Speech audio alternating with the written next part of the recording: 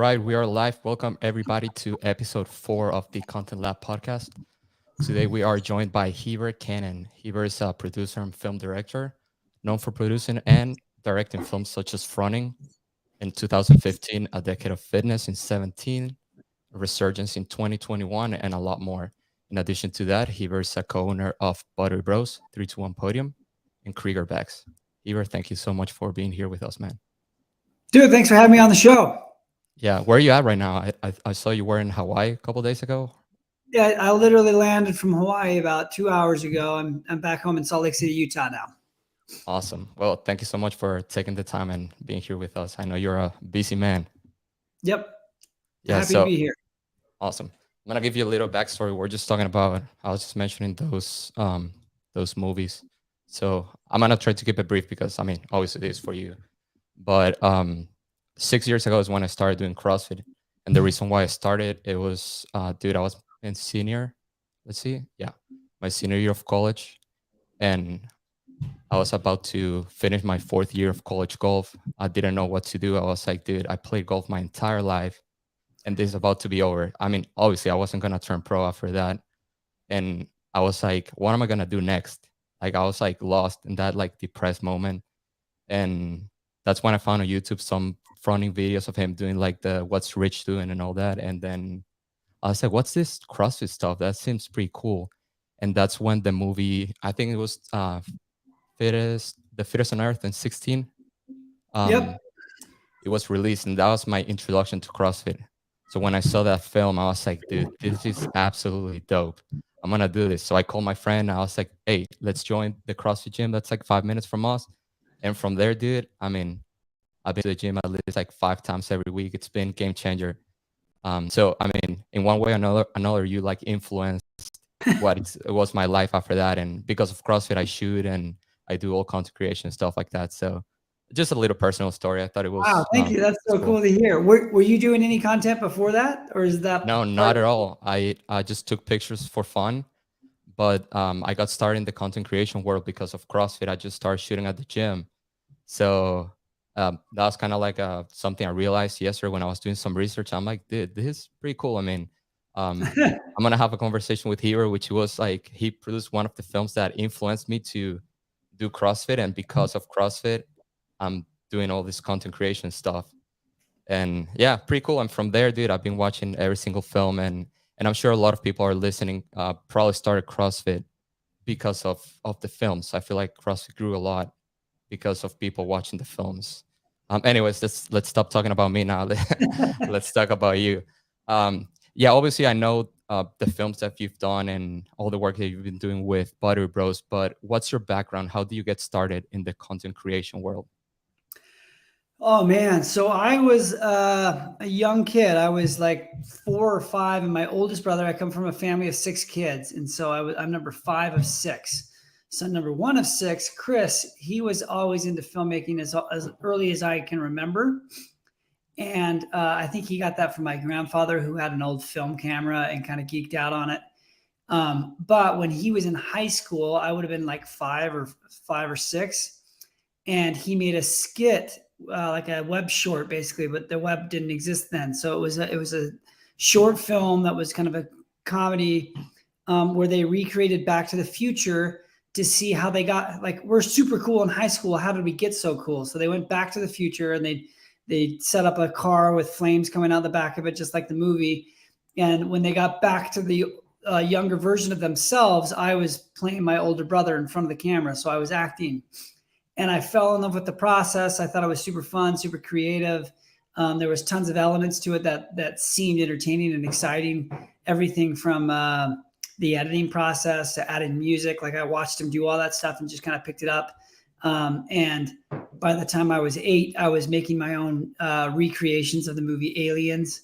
And basically from there, it was a hobby that I kept circling back to through my entire elementary, junior high, and high school career until somewhere in my senior year or junior year, I realized, like, hey, this could not just be a hobby. I had goals of going to be a stockbroker, and I immediately, once I realized that this could be a job and a lifestyle, I was like all in. So my senior year of high school was dedicated into how to make money being a filmmaker. Awesome. Do you go to film school or anything after high school? Yeah, I did. So I went to the University of Utah and studied film kind of accidentally there. They don't have a great film program, or they didn't. They probably do now that they might have more budget for it. But when I was there, it was a mediocre film program, and they had a great English department. So I studied English to learn how to tell a better story and to learn character development and a story arc. And just ended up taking so many film classes because I geeked out on it that I ended up double majoring in English and film by the time I graduated. That's awesome, dude. So you've been doing it for a while. Most of the guests that I've had, most of them are kind of like me, that we started while we were doing CrossFit, kind of like in the gym. It was just a fun thing. Like we saw people doing this like superhuman like movements, and we're like, dude, that would be pretty cool to capture. Right. So always, yeah. For me, like one of the first movies that motivated me in fitness was Rocky. Okay. Like Rocky 3 and 4, those training montages are epic. And now I feel like I just go and shoot training montages regularly every week. Yeah. What's like the earliest memory of a project or a film? It could be like just a project that you finished and you kind of like realized like, okay, I think I have some talent here. There's something special here. I can make this my career in the future. When I realized as a career, I was a senior in high school, and I went to one of the advisors at the school asked me to come to an after school film program. And they just said, hey, will you stop by? Like, we'd love to have you just come look at this class and see what it's like. And I walked into the class, and I was the only kid that showed up. And so it was me and this instructor who had been doing films. He was like an extra in the movie Heat. And his name was Eric Vaughn. And he took me, he said, do you want to take this class? And I said, sure. Like, I'm a sponge. I'm just here to learn whatever you guys can teach me. And so I remember having all kinds of questions about like, hey, the movie Fight Club is super green. Like, how do they get that look? And this guy kind of had some answers. And so we decided on that first day of that class, and it was only like a 2-month course, that we were going to make a movie together. And so I spent the next week and a half, 2 weeks writing a script, and then 3 or 4 weeks producing a short film with a bunch of my high school buddies, and then editing it. And basically we made a 25-minute short film about a kid having a mental breakdown over accidentally killing his friend. Not to give away the plot if anyone wants to watch the movie, but I had a great time. It was super fun. It was really creatively fulfilling. And I was like, I want to do that. Like I had no intention of making any kind of documentaries. I didn't like I would film with my friends on the weekend, where we would go like build a ramp and we would bike into a lake off this giant ramp, and or we just film whatever shenanigans we were getting into, and cut together like a highlight reel over the course of like 6 months, that type of stuff, which relates a lot more to what I'm doing now. But my goal was always, I want to make movies.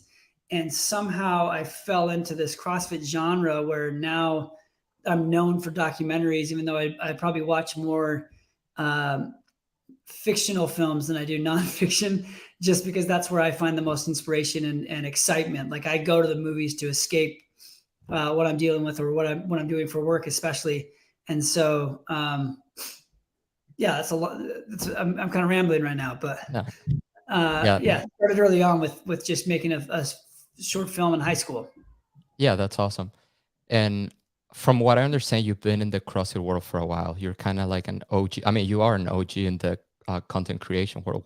How do you get started with? Well, first, CrossFit in general. Did content creation introduce you to CrossFit, or CrossFit kind of like, was it like you started doing CrossFit and then from there you're like, okay, I might be able to apply my talents into the sport and do something for them? Yeah, I at the time I started CrossFit, I had my own production company. I was working on some documentaries with Vanilla Ice at the time, and I was also doing. So I had that project, and then some wedding videos, and then another side documentary project I was working on. Well, that's two different things. So first, I found CrossFit because my friend had lost a lot of weight, and I saw him. And I said, Ben, you look fantastic. Like, how did you do this? And he showed me these pictures of a gym called CrossFit 801 that looked like a dungeon.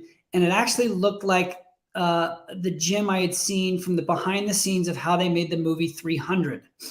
So Jim Jones or Mark Twight was the trainer on that movie. And they had this like, how do the Spartans look so jacked in that movie? And they showed you like some of the training they did. And so I had been trying to think of like, hey, how do I do this at Gold's Gym? Like, I don't know what a kettlebell is, but I see it in this video, and I never used a medicine ball. Like, what are they doing here? And I remember it looked really fun. It kind of looked like Rocky, throwing it back to what I mentioned earlier. And he showed me these pictures, and I said, I want to go tomorrow with you to that gym. And I went, and the workout was wall balls and box jumps, 30 seconds on, 30 seconds off for like 15 minutes or 14 minutes, something really basic. And this guy who's way heavier than me moved better than me and kicked my butt in the workout. And I remember like, I was like, that's never happening again. Like I had so much fun. B, this guy beat me and he shouldn't beat me. And I'm definitely doing this. And I went home and I ran 3 miles that night because I was like super amped about like, I'm going to get in shape now. And flash forward a few months later, I went to the gym and was a student at the University of Utah. And what year was that? I'm sorry to interrupt you. I'm just trying to think like the timeline. What year was that? This was 2008 was the first class I walked into. So at the beginning of 2009, I remember I took out a student loan and I took the cash immediately to the gym and paid like 3 months membership. And after that 3 months, they figured out that I can make videos. And so from then on, they did trade. So I became a trainer at the gym, and I would make a video a month for my membership. And it could be anything. It could be like a 60-second educational thing, or I made like a 3-minute commercial about what CrossFit NRG, that was the name of the gym I was going to, what they were all about. And from there, I fell in love with the sport. I would go on CrossFit.com every day, and like they didn't even have YouTube videos. You would download QuickTime MOVs from their website directly and have them on your laptop or computer, and you'd watch these old school videos and highlights of people doing the CrossFit Games, and anything CrossFit Games related, I was super stoked on. And later that year, around the middle of 2009, I went out to the CrossFit Games and I filmed it behind the scenes, not like working for anyone in particular. I just went out as a fan and ended up giving a ride to this guy named Tommy Hackenbrook, who ended up taking second place that year. And so I had this kind of like cool behind the scenes of his experience going through that weekend. So after about a year of doing CrossFit, I reached out to HQ and I said, hey, I'm local to Salt Lake City. I'm a huge fan of the sport. At the time, Miranda Oldroyd was a big name. Chris Spieler was a big name out of Park City, and Tommy Hackenbrook out of Salt Lake as well. I said, these 3 guys are really close to me. I would love to document their journey going through the 2010 season if this is something you are interested in. The head of media, Tony Budding, emailed me back immediately. He said, we've been looking for someone just like you. I've seen your work. I love it. It's fantastic. Let's hop on a call. And the next day was a 4-hour basically interview, phone call with Tony, where from that point forward, I was basically contracted every other weekend through all of 2010 until they kind of dragged me down to Santa Cruz to work in the head office down there. Because when I started working for him, Tony was the only person on media. And then Rory McKernan came on as a full-time employee. And then by the time I moved there and I became a full-time employee, not just contracted, I was like employee number 3 or 4 of that office.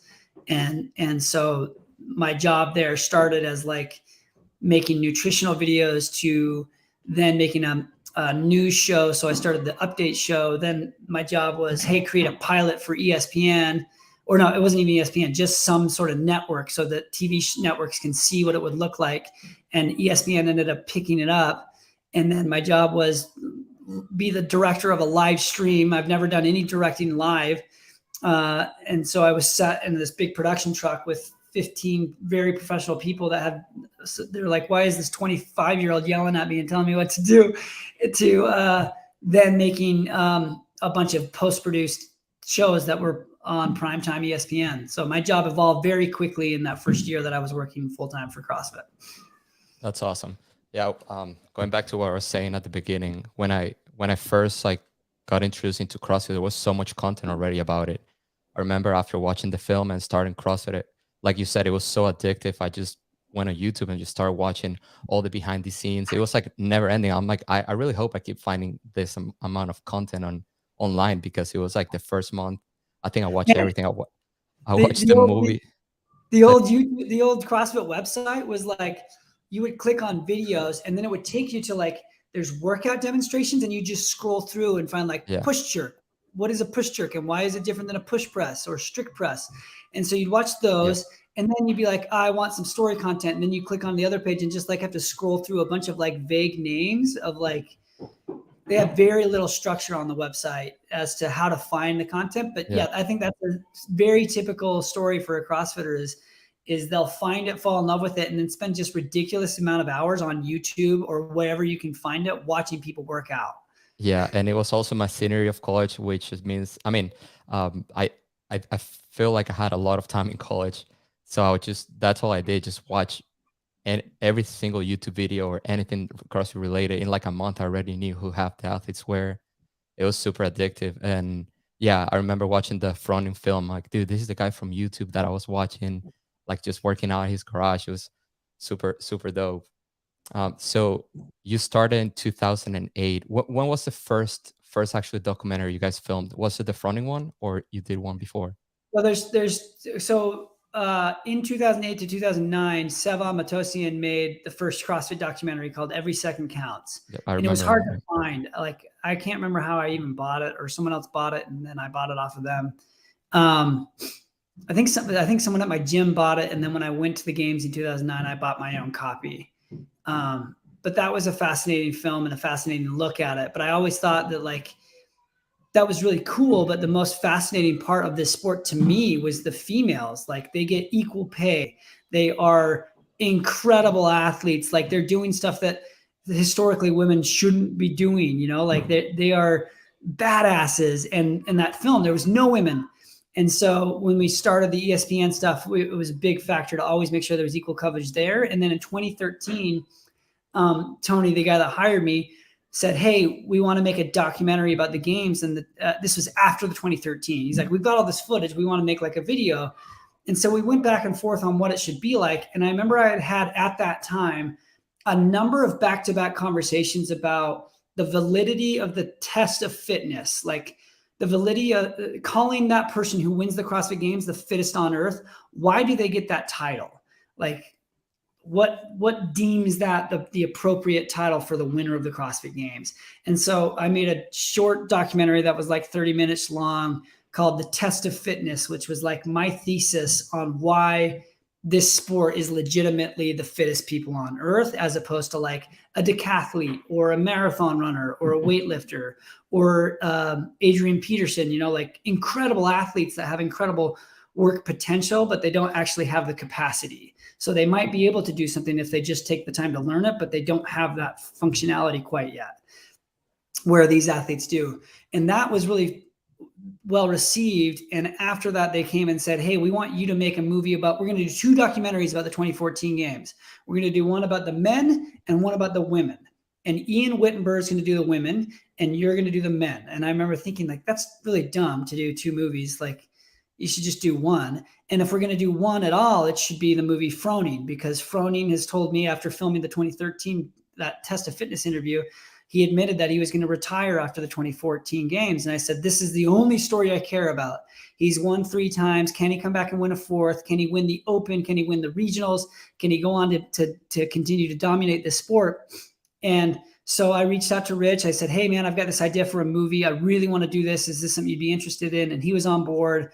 And then Ian went on to make a movie that covered all the athletes of the game. So if you actually go to YouTube and just type in 2014 games, you'll find another great 90-minute movie that Ian put together about that particular games that covers everybody. But my focus that weekend was just Rich. And so, yeah, that became my first feature film that I had ever done. And it was a very different process from the 2013 movie, but very similar in terms of production. Yeah. And post-production and actual production. Yeah, it was a really good one. So back to the 2016, which was the first one I watched. I remember thinking, I mean, in my mind, CrossFit wasn't that big, and in reality, it wasn't as big compared to two other big sports, but the production value behind the documentary was incredible.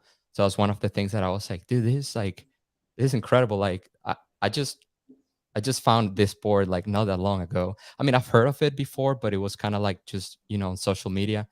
And that movie just kind of like it was incredible. The production value, the way you guys like, you know, portray the females doing all this awesome stuff, like the bodies those athletes have and all that.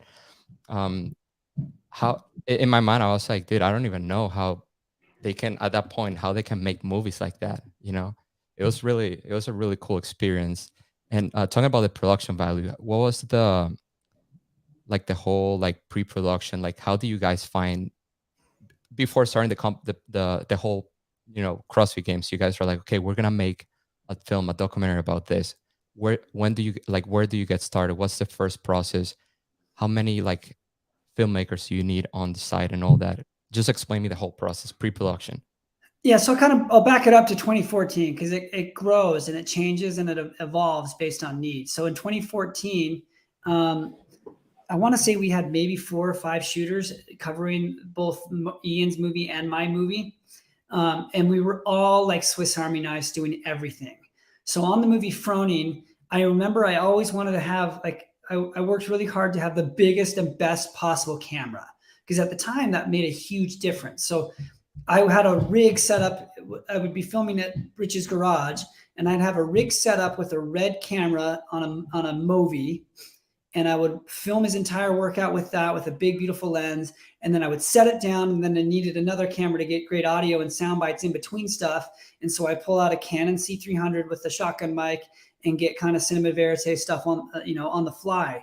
And then I would set that down, and on some shoots I'd have an assistant that would maybe help with the drone, or potentially I would have to be doing that as well. Like we covered a lot of we did everything basically, just very simple one-person shoots.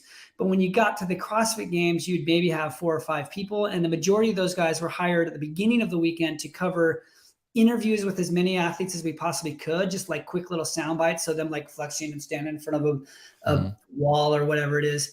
And then some highlights of each of athletes as they're going through that aren't just broadcast cameras. So they could insert those into the broadcast. Like that was always the focus in 13 and 14. And then we had so much great footage in 13 that it was like, why don't we just add like one more camera and we'll be able to make more of a documentary out of it. And so in 14, I want to say in Froning and the 14 Games movie, you'll see a lot of broadcast cameras helping cover that story because we just didn't have enough cameras at the time. And then in 15, we had zero intention. Same thing with Froning. Like all of this was YouTube's videos at this point. When we were producing the 14 movie and the Froning movie, CrossFit didn't realize like, hey, there's a benefit for our movies being on Netflix or on iTunes or on like movie platforms. We want to put it on YouTube where it can get the biggest exposure as possible.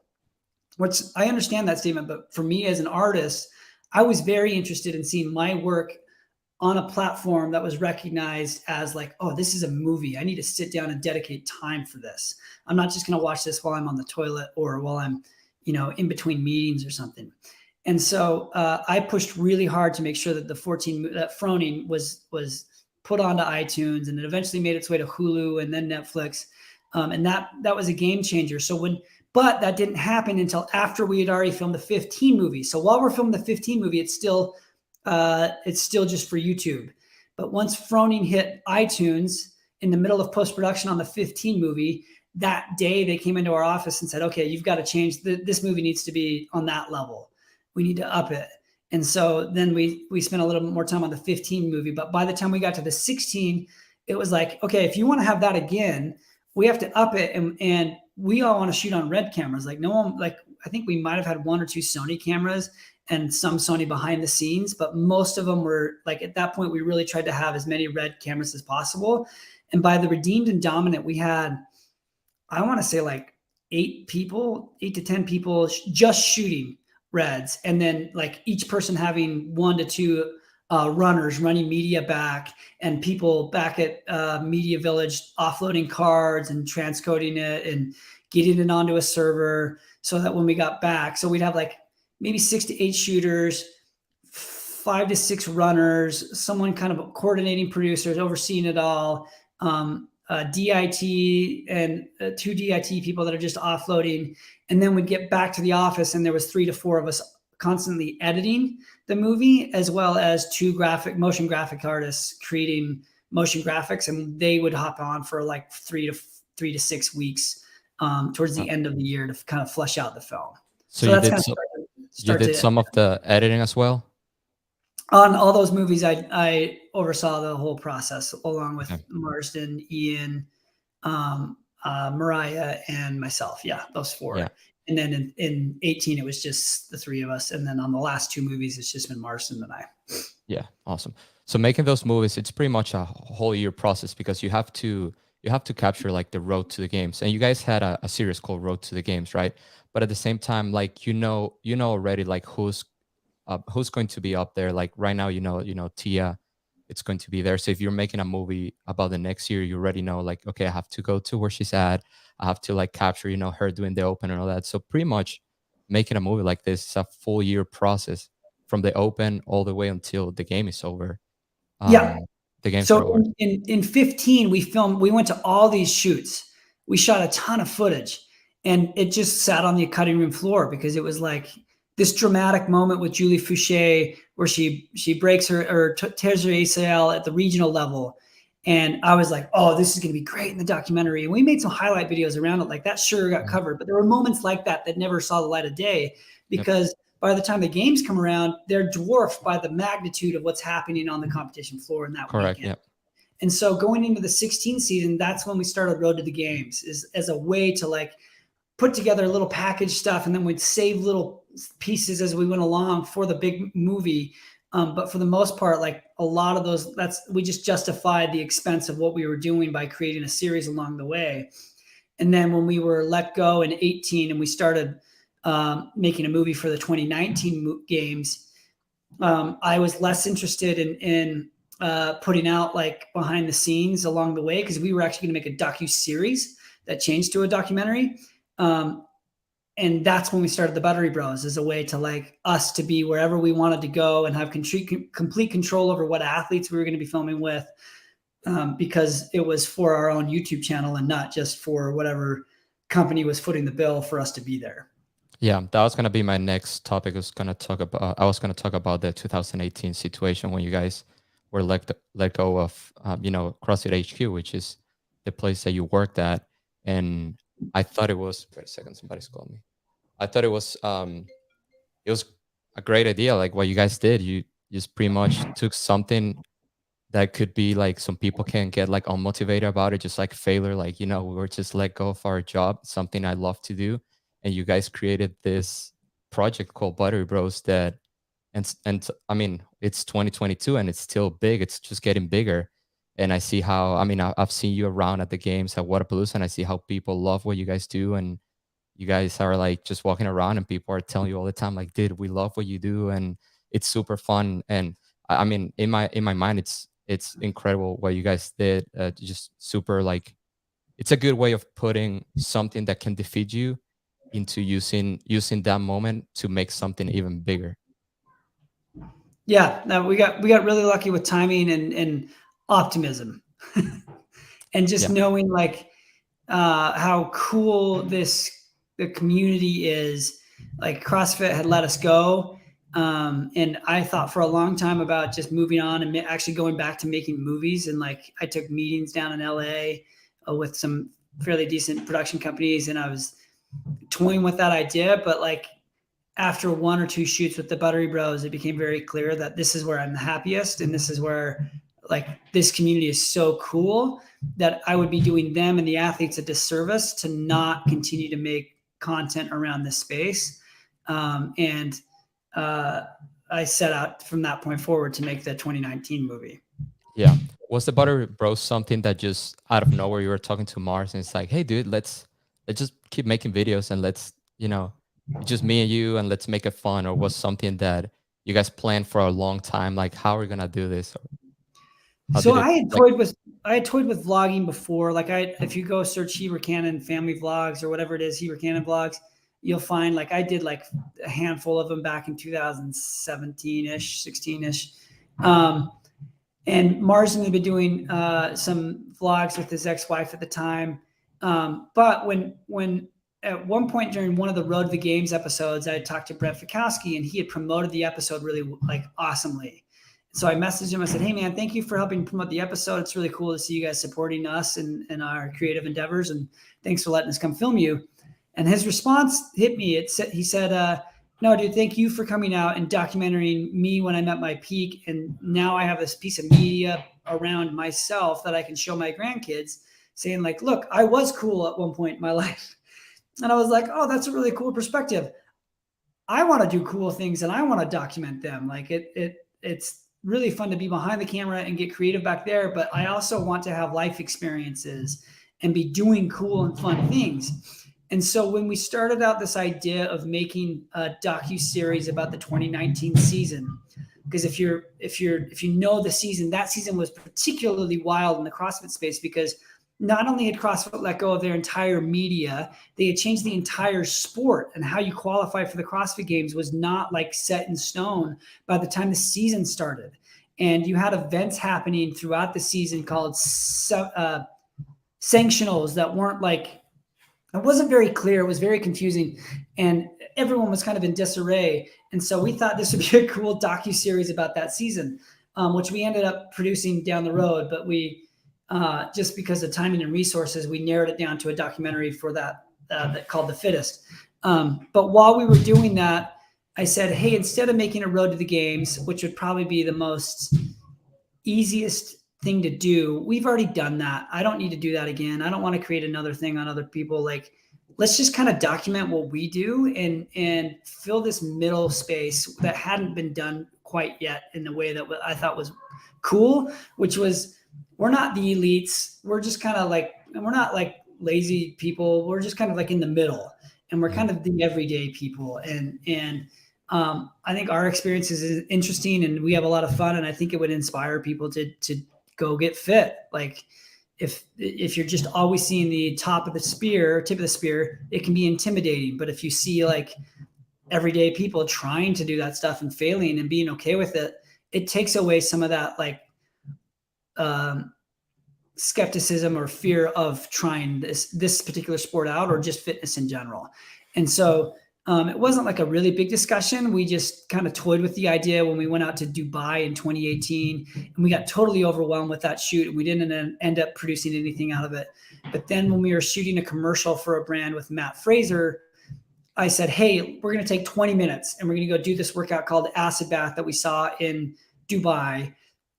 You and I, Mars, we're going to go head to head. You'll go first or I'll go first. Doesn't really matter. We'll film it. And Sammy Moniz came in and she helped film the episode with us, or just help film behind the scenes. And I went out and I was editing the commercial, and Marson had all this footage and he started to play with it. And then he was like, this is kind of cool. Like that's kind of, I think when it clicked for him is like, oh, I kind of get what the idea can be here. And he put together basically all of that edit, and it turned out amazing. And so about a week and a half, 2 weeks later, it was middle of January, and we were at Wodapalooza at the Intercontinental Hotel before Wodapalooza had kicked off in 2019. And we launched our YouTube. And I remember thinking like, okay, this is a cool little side project. And we had 5 things that we were doing at Wodapalooza that year. We were shooting commercials. We were putting together a highlight video for Wodapalooza. We were shooting sketch comedy things with this character named Danny Broflex with Dan Bailey. And then like 2 Buttery Bros episodes was kind of the plan. So we were doing way too much stuff, but we had so much passion and excitement for it that like we were going to pull it off. But we launched this episode in the middle of all that, and went and worked out at the hotel gym. And I remember talking to Mars and being like, hey man, like if this does well, we might be able to monetize this channel. You know, like we might be able to get 1,000 subscribers in like a couple of months. And we had 1,000 subscribers before we left the gym that night. And within a week we had 20,000. And I from that point forward, I was like, oh, this could be really captivating. This could be a really cool way to do stuff. And the next 2 or 3 months was just working our butts off to figure out how to make that work. Yeah, that's awesome. I feel like the Buttery Bros is a good reflection of, as you said, like the everyday athlete. Like we all like to have fun. We all like to, meet the athletes, and we don't take, I mean, we take fitness as like health type of fitness, very important, but the CrossFit is more like, we want to have fun. We want to go hit a bro sesh with our friends, or just, go to the gym and work out. And at the same time, you guys are highlighting the athletes that most of us are like, we want to see. So it's pretty cool to see how those athletes also feel very comfortable in front of you, because you guys are having a blast and you're like working out with them, and they're also, in most documentaries we see them very serious, like, I'm working out to win the CrossFit games, and they're like in a different mood. But whenever you guys are, the Buttery Bros, and you're at the gym, you see Justin, you see Brooke Wells, they're all like having a blast. You guys are just, just being friends. And that's a different perspective that we never saw in the past from documentaries, or from even other films that those athletes were highlighted at. Yeah, Obviously, and I think there's yeah, a time and a place for both, right? Like, yeah, absolutely, yeah, in our channel, we don't really cover drama. We don't really cover that super serious side. Every now and then we'll dip into the serious side, but for us, it's just having fun with it. And then when it comes time for a movie, we'll dive into some serious conversations and show that other side, which is equally as important, but it fits much better in a more serious platform. yeah. It's pretty cool to see how it's been growing too. Now I see the sunglasses, the apparel. I see Julian now is with you guys traveling everywhere.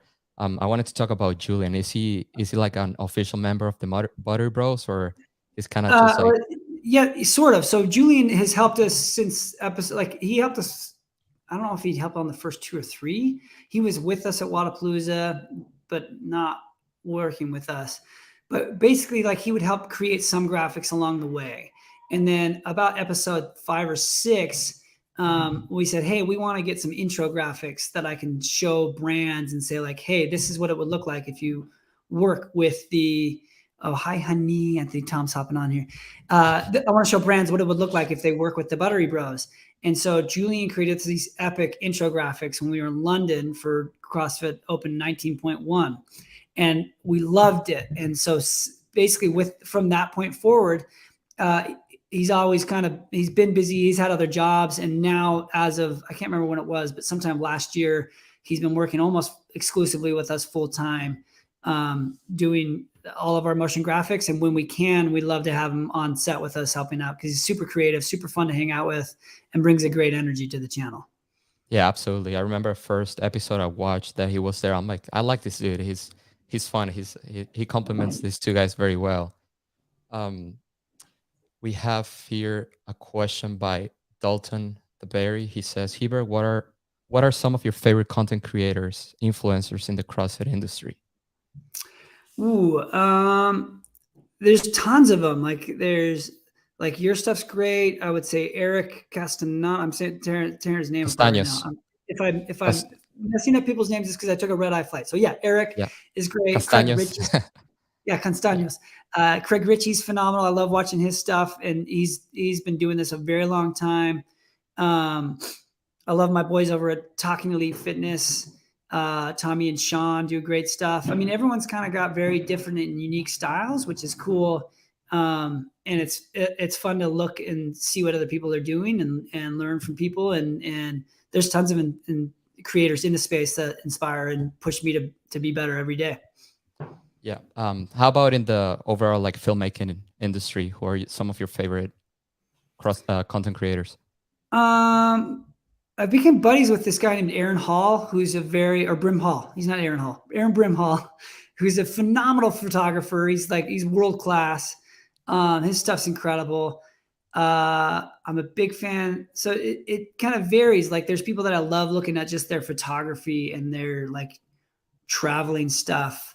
And then there's other people that I look at like, if we're on the platform of YouTube. So I'll watch like Mr. Beast or Dude Perfect and see how they're captivating an audience, or Mark Rober's another fantastic guy that's creating content. And they're reaching a general mass that's absolutely incredible. And so like lately I've been watching their channels and analyzing like, what are they doing? How are they hooking people? And how are they keeping it so that they're paying homage and recognizing their core audience while also expanding to grow that audience? Have Anthony here saying, my experience with Heaps is top. Not only does he bring a fun vibe to the projects, his knowledge being behind the camera and creating is very impressive. Too kind, Anthony. Too kind. Anthony's another very talented photographer and really fun person to hang Yep. out with. I've spent some quality time with him in Miami, and he got to see some behind the scenes. I think we all got that pandemic. That I don't want to say the word because your podcast might get flagged, but Yeah. we all got kind of ill together in Spain. Oh wow. 2020, was that like right at the Yeah, beginning? January, February 2020. Yeah, I got very sick too. There was I think it was the in February that year. Um, Yep. so yesterday I was whenever we're talking about the companies you co-own, one of the things that I was thinking about is how does he do all these things at the same time? Because I mean, as I mentioned on the caption, you created all these films. Now you're the co-owner of 321 Podium, of Buttery Bros, of Kriger bags. But at the same time, you have a wife, you have kids, you have a family, you travel all over the place. Like, how do you manage so many things at the same time? I mean, this is something that I'm learning from. So another creator, he's not a creator, but he's kind of like a virtual mentor I look up to, is this Jesse Itzler is his name. He's a phenomenal, like he's a good follow on Instagram. He's a very successful businessman and family guy. So I've loved, and not just that, but he's the guy that kind of got me onto this idea of a life resume where I'm trying to do things that I'll remember in 5 years. Like I was thinking about this last week. I was in Hawaii doing one of the hardest things I've ever done. And while I was doing it, I was like, I'm going to remember what I'm doing right now. I'm paddling the Nepali coast and it's hard. I've literally feared for my life. And I'm going to remember this weekend way more than I'm going to remember being in the gym for 3 hours doing 2 or 3 Metcons on a Saturday. Like getting out of the gym and doing life things is really important. Anyways, so how I balance all these things is it's really hard. It's something I'm working on regularly and constantly communicating with all parties to make sure everybody's happy. Taking priority with like my family. So talking to my wife regularly about like, hey, how can I better support you? How can you support me? And how can we both mutually benefit and be parents and build this family? And then from there, the next priority is probably the Buttery Bros and coordinating with Marsden on a basically a daily basis, almost as much as my wife, honestly, about how we're going up that core business. Because when that grows, it's 321 Podium is our Instagram, but the company is Podium Nutrition. Podium's going to do better. Kriger's going to do better. And whatever other brands that we're working with is going to do better as a result of the exposure that we're all getting from the Buttery Bros.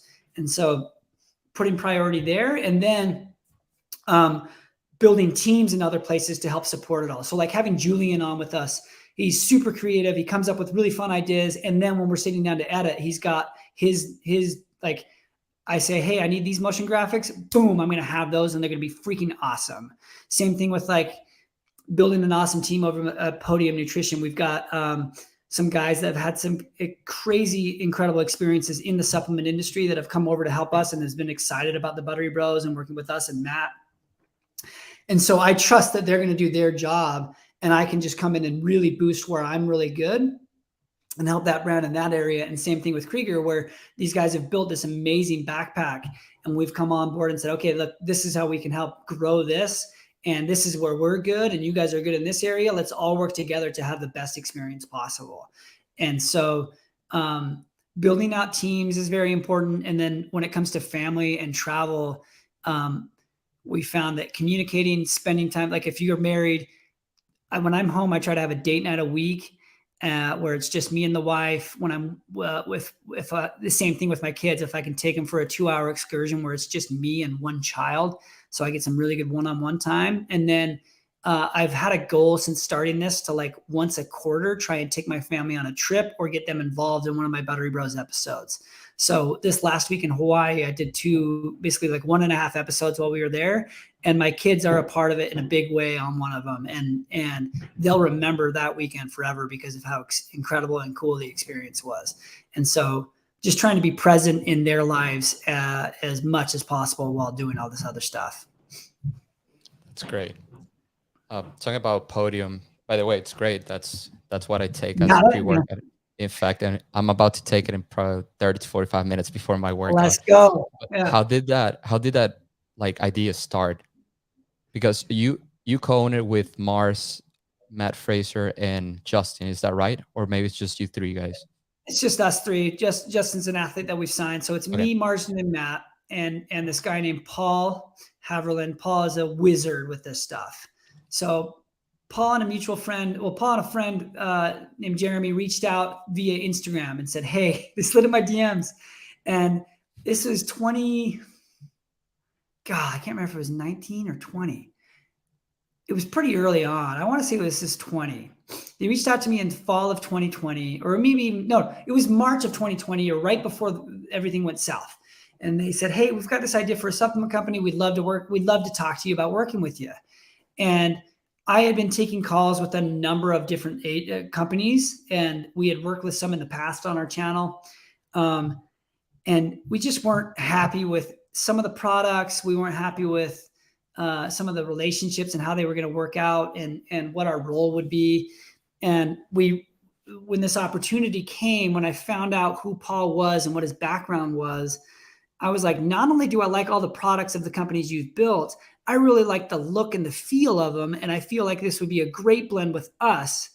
Let me talk to some of my friends here in the CrossFit space and see if we can also amplify our brand by bringing in some big names. And so the first person I contacted was Matt Fraser. And the second he said he was interested, it was like, okay, this is the perfect team.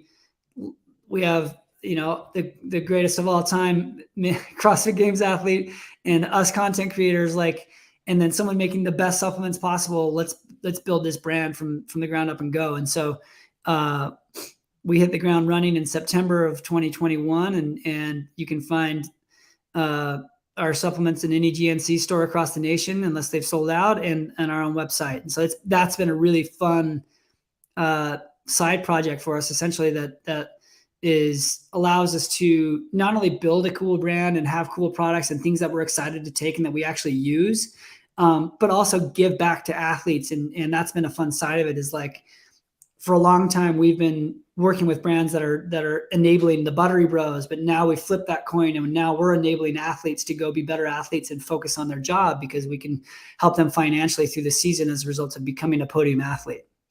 Yeah, no, the product's really good. Talking about where to find it, also at my gym, starting to carry it. I think they just started the pre-order, but they're gonna start selling them. They must have just got on that, because I don't even know that that's launched. I've been out of it's new. It's a new thing. Yeah, we just started our affiliate program. Yep. So we're one of the first. We have a question here by Long Tap Media. He says, Heber, who's your favorite CrossFit athlete to make content with? Okay, so the generic answer is I love all of them. Like, I generally love hanging out with new, fresh faces every time we go out. And so there's very rarely a time where I'm like, oh, we got to go hang out with this athlete. Like, that's never the case. It's always like, oh, this is going to be cool. But I find that probably the athlete we mesh the most with, who is kind of just there's two. There's Matt Fraser, who's basically become a Buttery Bro, and then Justin Medeiros, he's like my younger brother now. Like, I just DM'd or texted him a minute ago about some stuff I've got to send his way. Love that kid. I've met him really early on in his career, and it's been really fun to watch him become the fittest man on earth. That's been a cool journey to be. I want to say I'm a part of it, because I feel like that, because I know him and his family really well. Yeah. I've realized you guys have a really cool relationship. It's fun to watch any episode that Justin's involved, because you guys are just, bros, just hanging out. Yeah, he's got a great sense of humor and really humble. Yeah, another question by Task Force Media Group. He says, what advice would you have for someone trying to get into creating content in the CrossFit space? So I think there's two different sides to that. There's, what kind of content do you want to make? And you should never, like you've experienced, you should never be at a loss of finding cool places to create content. You walk into any CrossFit gym and people are doing incredible human movement.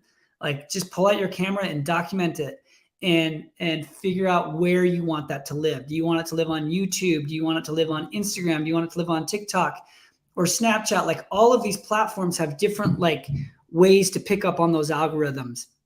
And we've really honed in on, we're semi-decent at Instagram. We've gotten really good at YouTube. And then we're terrible at TikTok. That's we've done okay on that platform. But figure out where you want your stuff to live, and then you almost have to like figure out that game. What do you need to play to be able to be good on that platform? Awesome. But also the other side thing I would tell you is don't worry. Like if you just love creating, it doesn't matter. Like I've never been like, oh, hey, I need to create this because I think it'll do well on TikTok.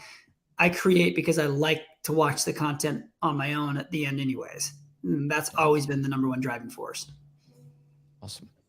So talking back about the movies, one of the things that interests me the most whenever I watch a documentary is the post-production part of it. Like I get it, like the whole pre-production, recording, all that.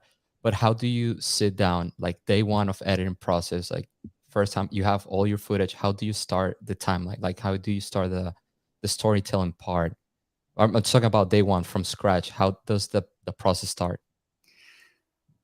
You So can you can choose a movie as an example, one of the documentaries as an example of how you started.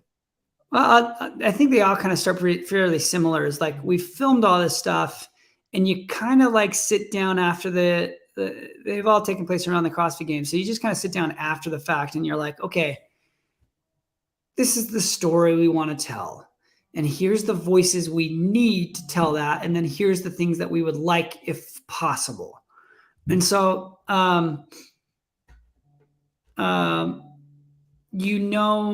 there's this roster of athletes who are going to do well. So you try and get as many interviews from them as possible. And then I always get like side interviews of people that aren't athletes, but are people in the space that can kind of give color as to why X, Y, and Z were super important. So we collect all the interviews, and then we sit down, either us or someone else goes through what we call the select. So they sit down and go through every camera and organize it by event and color coordinate it so that you open up this timeline and mango is the Movi camera, the purple is the 300 millimeter camera, and you have it all kind of dialed in by like, I open up event one, and here's all the best B-roll of that event. And then we go through each event and go through hundreds of hours of footage for each camera. And that takes a long time. And then you go through every interview and slate them. So there's software now where you can just kind of like tell Adobe Premiere to automate the interview or text, and you can kind of search by keywords there. But back in the day, like we would put the question at the top of the segment. So it would be like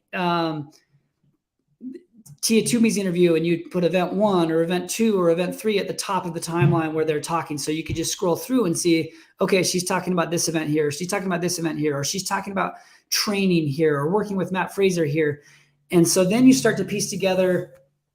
Then when I go to edit, we would often break it up by event. So I would take like maybe, I'll just stick with events because that kind of seems like the simplest way. But I'll take event 2 and 3, and I'll go through and I'll grab every interview where they talk about 2 and 3, every soundbite that I think sounds cool, and lay out kind of what I think that story arc is going to be of that event, and then go find coordinating B-roll to go along with that, and then narrow it down and then piece it to music so that it all flows nicely. And I know like, okay, I've got a 90-minute movie. We have 15 events. So I really have to keep this down to like 4 to 5 minutes of actual workout footage. And then I can go like 2 to 3 minutes before and after of like B-roll setting up and coming down after the workout and post interviews. And so that's kind of the process. And then you get the whole thing together. And on Froning, I think I watched it. I got an entire like 2.5, 3 hour movie together, and I left it for a month and went and did a whole bunch of other projects. And then I came back to it. This is the only movie I had time to do that with, where I could come back and take the time away from it. And then I narrowed down like, okay, I really want to cut this out. I want to trim this up. I want to add these elements here. And then add in graphics at that point, or even before that. And then of course you have to do color and sound, and that takes a while. Like on Froning, I think I was the only guy really working on that. And I was at the HQ office for 16 hours a day for the entire month of June of 2015, and probably watched that movie 120 times because I would be watching, looking for a black frame or a mistake here, and going through it with a fine tooth comb. Where every other movie, we've had a team of people that could help go through and do that much quicker than just myself delirious at 2 a.m. That's awesome. I have some questions I was kind of thinking. The first one is tell me the top three most memorable moments of you being a filmmaker in CrossFit. Like it can be like a workout or specific movement that happened, like or a moment, somebody winning. Top three that comes into your mind. Obviously, this doesn't have to be like your actual three moments. It's the first three moments that come Okay, into so your the mind. first thing that come to my mind are two of the CrossFit Games and one personal. So in 2014, Froning was just like up and down, right? Like he ended up coming back on Sunday and winning in a big way, but midway through Saturday, it was very much up in the air if Rich could win. I was like, he Mm. might not win, and I had spent the last 5 months like all invested on Rich winning, and I remember some of the other camera guys there being like, it might be a cool movie if he doesn't win. And I was like, it's not as cool. Like Yeah, the he Marvel needs to movie, win. yeah, you know, you have to have the sequel if they don't win. So uh, when Rich won in 2014, I remember being like, remember recognizing in that moment, this is incredible. This is such a cool opportunity. I am really lucky to have been able to experience this, and feeling very connected with Rich and his family in that moment was a moment I'll never forget. That happened again in 18. Unfortunately, I didn't make that movie, but the 18 filming with Matt Fraser's family in the stands. So I remember being in the stands, and my role was kind of behind the scenes that year, and I didn't know where to go because I was looking around the floor and I was like, okay, I'll go here. And I was like, oh, there's a camera there. I'll go over here. There's a camera there. Everything was covered. And then I looked over in the corner and I saw Matt O'Keefe and Donnie and Candy Fraser. And I was like, oh, I'm going to go hang out with those guys. And I remember I didn't even watch Matt compete. I just watched his parents cheer him on. And I remember thinking like, what an incredible opportunity to capture that. Like I'm with these people watching their kid win his what was third CrossFit Games at that point, and the emotions were so high and the excitement was so incredible that that moment forever stuck out of my head. And then the last one being for a Buttery Bros episode, we were invited out to go to this event called Tribal Class, which was like a 6-person team events that always happened on cool beaches around the world. I think they might not be around anymore. I think I want to say they wanted to come back, but I don't know if they're still around. If they are, you should go. They're really fun. But they're fitness events that happen on beaches, and it's always a team element. And we went down after that trip to Spain. So we got kind of sick in Spain and went straight from Spain home for like 24 hours, flew to Australia, and we ended up winning this event with Marston and I, and then a team of 4 other people that I had met like one or two of them twice in my life. I didn't really know any of them on the team at all. And some random guy from south of London, southern United Kingdom named Charlie. And Charlie led us to victory. And I remember winning that and holding the, like we finished the final event and they handed me the trophy. And I remember holding the trophy, just be like, what just happened? Like, Yeah, we're not athletes. We're not supposed to win this thing. We're just filmmakers. And somehow we won this event. And that was probably hands down the most wild competitive experience I've ever had in my life, to that's somehow win that awesome. event. The next question I had prepared for you. What's the? I think I know the answer, but which one's the proudest movie? The movie that you are like, okay, this is the one that you know. So It I've doesn't got, have to be the best movie, just the one that you feel the most proud. yeah, I'd have to go back and watch all of them to see which one I think is the best now. But there's two I'm most proud of. Froning being the first one, and like that was really a grind because that was all like not only pushing CrossFit to agree to let me put it out on Netflix or iTunes or anywhere outside of just YouTube, and really taking the time to make it as good as I possibly could. Um, and then the next time I kind of had that experience where it felt really like my movie or our movie was The Fittest in 2019, because I had now made 4 movies for another company, and they owned it all and they helped finance it. But now I was on my own, grinding through late hours of work just to produce a movie. And even though it was the 5th one I had done, this one felt like the first one because we were on our own. If it didn't work well, it was money that I had invested into it, lots of it, and hours and time. And so that one we really poured our heart and soul into, and I think that one really shows too. That's awesome. Yeah, and kind of like the last question I had prepared. Obviously, we've seen all the success that you've had in CrossFit with the Buttery Bros, with the movies that you've created. Have you had any moments that that you felt like, okay, this was complete like failure, like you felt down, kind of like defeated?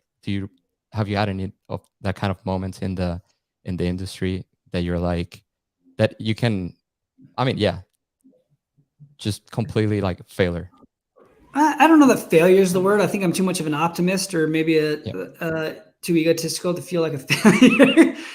There's a few times. So I think in 2018 when we were let go, it was like a really big backhanded compliment, because like you had found CrossFit through our movies. Hundreds of other, that's like thousands of people have probably, I don't know thousands, but I get comments all the time saying I found CrossFit through your movies.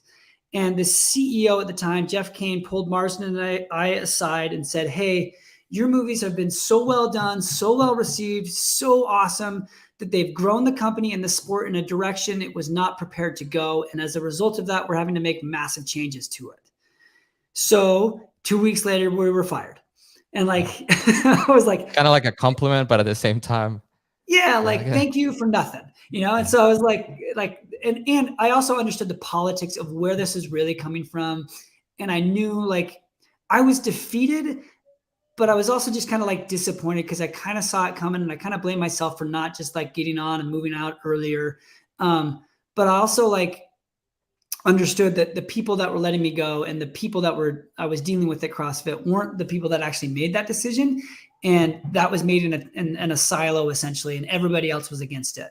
And so I was defeated, but I also was like, okay, I have an opportunity here. I just need to kind of get over the sadness and being bummed out about it and figure out how to execute to make it the best thing to ever happen to me. And that's what ended up happening. yeah. I guess the word would have been moment of disappointment or then failure. Yeah. But yeah. That and then when I got all my stuff stolen in Spain, I had an entire backpack Oh no. full of like 17 grand worth of equipment and laptops and hard drives Was that and before drone. shooting or after? No, that's the part. Like I was like, oh, it's just money. But there was one entire episode of the Buttery Bros that was on one drive that was in that bag that we will never get back. And that's shame on us because we'd had it on that drive and we didn't back it up properly. And that's the only one we've ever done that to. And then there was a couple of photos from that day that I took that were lost, but Yeah. that's it, like, darn it, a couple of days worth of content was lost forever. And the thing that only bums me out about that is the episode that was lost had like my sons, who are now 7 and 6, I'll be 8 and 6 soon. They were what? They would have been 5 and 3 at the time. And they recreated a Buttery Bros intro where Mars and I run out. We're like, "What's up, everybody? Welcome to the show." Like my 5-year-old at the time grabbed my little 3-year-old and told him where to stand. And they did all this stuff. And then they pushed Mars and I into the water. And that footage is forever gone. So Awesome. We have one more question from Charles McCoy. Heber, I know you guys mentioned in the past that you were not doing any CrossFit documentary movies. Any plans of creating more movies outside of CrossFit? yeah, that's it. We get that question fairly regularly. We said we're not making any more of the and not that we're not making any more. We're just putting that on hold for a while. We've made 5 of those like big ensemble cast documentaries where we cover a very specific year of the CrossFit Games, from 2015, 16, 17, 19, 20. We've done 5 of that type of movie. I don't grow every time I make one of those unless it's something very compelling and very different. So no, we are not done making CrossFit documentaries. We're just definitely putting a pause on that type of movie for a while. Not saying that we won't do more CrossFit movies down the road. If we do, I'm more interested in doing something like we did with Froning, where it's a character study on a one-person individual and what their experience is and what makes them tick and who they are, as opposed to covering 10 to 15 athletes all at once. Awesome. Heber, we've been on for an hour and 5 minutes. It's been a blast. Last thing I'm gonna ask, what's next for Heber Cannon and the Buttery Bros? It can be something this year that you're looking forward to, or it can be in the next 5 years. What's next for you, and what's next for your companies in general? We try not to plan too far out just because everything always shifts so much these days. So anytime we've planned really big things, they tend to fall through due to what's happening. But we've got some really cool episodes coming out. We're going to be we're going out to Iceland in a few weeks. Marsden's doing a marathon at the end of this month, which I'm excited to watch him suffer through. So a lot more investment into our own YouTube and Buttery Bros channel and doing wild and fun things there, as well as helping to support the other brands that we're building in the space. So more with Podium and more with Kriger, and helping them elevate to be a bigger impact in this space. Awesome. Heber, thank you so much for taking the time and chatting with me. I know a lot of people are listening. Also appreciate the time. You know, you're, as I said, you're a busy guy, so having the privilege to chat with you for an hour, I really appreciate it. Yeah, of course, my pleasure, man. Anytime. Yeah. So everybody that's listening, this was recorded live on YouTube. It's gonna be on Spotify tomorrow. Make sure you follow at Heber Cannon. Heber posts all the cool stuff there. If you want to follow me at Bound Media, also make sure to follow Heber's companies at Buttery Bros, no underscore anything, at 321 Podium, and at Kriger Bags. Make sure you follow, give him some love. I appreciate everybody listening. Thank you so much, Heber. If you like the podcast, just make sure you guys subscribe and give it a like, or just send me a DM. I really appreciate everybody supporting. Thanks, Heber. Thank you. Have a good one. Hope to have you back eventually in the future. Let's do it. Let's do it. All right, guys. Thank you.